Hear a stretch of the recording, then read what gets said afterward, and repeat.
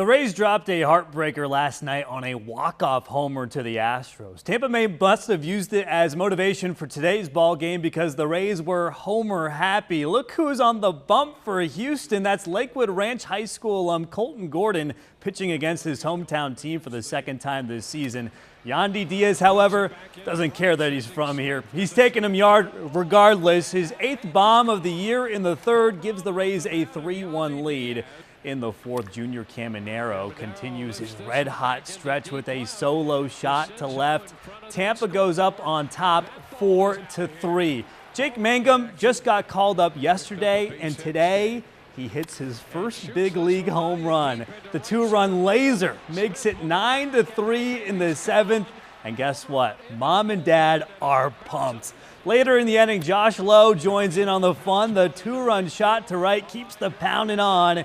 It's 11-3, and then in the 8th, Caminero hits his second moonshot of the night and makes history in the process, becoming the first Ray ever with 4 or more extra base hits to go along with 5 or more RBIs in a game. And we've been talking so much about the offense that Zach Littell throwing a complete game with 6 strikeouts on 117 pitches is almost an afterthought. He's the first Ray to throw a complete game since 2021.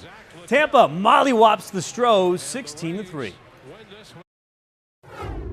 I've been begging Cash all year, let me go the last one. So going out there, especially after the night the offense put on, you just want to finish that one out. Just thankful, and the offense again, putting up 15 runs allows me to go out there and just pound the zone and turn into a pretty cool night. The U Tampa baseball team is back in the Division II Championship Series once again, but this year, if the Spartans win it all, they'll have 10 national titles, which would move Tampa past Florida Southern for the most championships in D2 history. But the Spartans need to get through Felician first to get there, and they get going early. Second batter of the ball game, Nick Saladino, the Bloomingdale grad, sends this one out in a hurry. The 2-run shot makes it 2-0 Tampa. In the second, he may lead all of D2 in stolen bases, but Jordan Williams shows off his power this time around. The Gaither product hits a 2-run dinger to double the lead. In the fourth, they pitch to Saladino again. Bad move. His second home run of the game, and Tampa is up 20-3 in the 8th inning.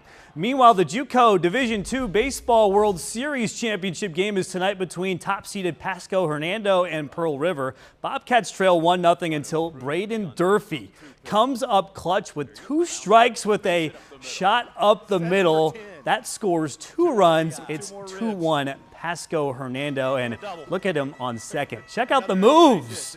Too funny right there. That's hilarious. Next batter, Fano Cruz gets it through. Durfee scores, and that makes it 3-1. However, Pearl River goes on a run, but not so fast. Durfee hits a grand slam in the 7th. Bobcats lead 11-7 in the top of the ninth. They're 3 outs away from winning it all. Brianna and Lloyd, back to you guys. All right. Thank you so much, Mark. Well, that's going to do it for us here at 10. Stay with us at Fox 13. 11 o'clock news is after the break.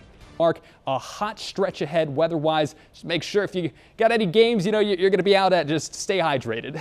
Well, the Rays have actually been hot too, Nash, and today was an offensive clinic for Tampa Bay out in Houston. The Rays were homer happy, as I'd like to call it. Yandy Diaz gets it going in the third. The 2-run blast makes it 3-1 Tampa Bay, and it just does not stop after that. In the fourth, Junior Caminero plays a game of long ball, hitting it into the historic Crawford boxes, one of 2 homers for him on the afternoon. And then the new guy on the team, Jake Mangum, he was just called up yesterday, and today he hits his first big league home run. Pretty sweet.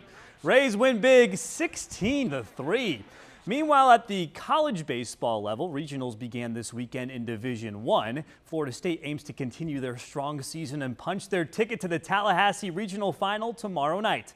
The Seminoles battle SEC foe Mississippi State for that chance. Miles Bailey has been on fire with the Ducks on the pond. He goes opposite field for the Grand Slam. FSU leads 7-3. Bailey has homered in 6 straight games. Meanwhile, Jesuit alum Jamie Arnold was absolutely electric on the mound. The Noles ace struck out a season-high 13 batters on 119 pitches. He's fired up here. In the 9th, Drew Farrow hits his 2nd bomb of the night off of the scaffold in center. FSU wins 10-3. They'll play in the regional final tomorrow night. Meanwhile, Florida is just trying to stay alive. The Gators face Fairfield and elimination in the Conway Regional, but Bobby Bowser wants to keep playing. The kid from Wesley Chapel hits his 18th home run of the season. That makes it 3-1, and the Gators never relinquish the lead. In the 6th, Brody Dene out of Lakeland Christian sends this baseball for a ride. Florida goes up 7-1. And in the 8th, the kid from Sickles, Hayden Yost, gets involved with an RBI single. Gators chomp up Fairfield 17-2. Florida will play again tomorrow at noon. To the pitch now as the Rowdies look to win their first game since April. South Georgia is in town. Tormenta FC has the 1-0 lead until Woobens Pausius cashes in. We are all tied at 1, and then in extra time, Ollie Bassett looks like he's playing a game of pinball right here. Keeps going back and forth, and he finally finds the twine. Rowdies get a much-needed dub, 2-1.